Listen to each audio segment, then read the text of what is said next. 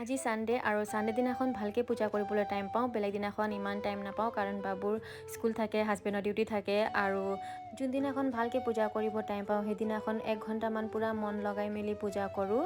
মনটো বহুত ভাল লাগি যায়। আৰু এইফালে দেতাই ডগীৰ কাৰণে বিস্কুট দিছে আৰু বাবুৰ উৎপাত আপোনালোকে জানে নহয়।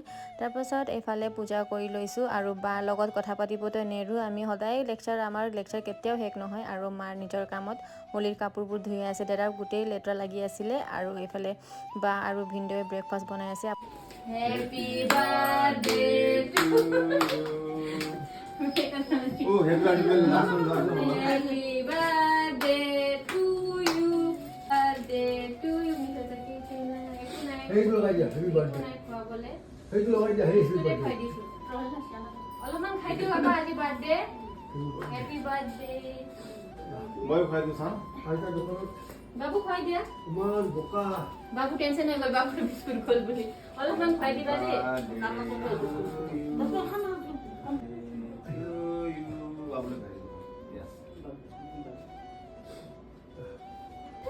গাইজ বেটা ছয়টাটো মোক বহুত ভাল লাগিছে, সঁচা কৈছো।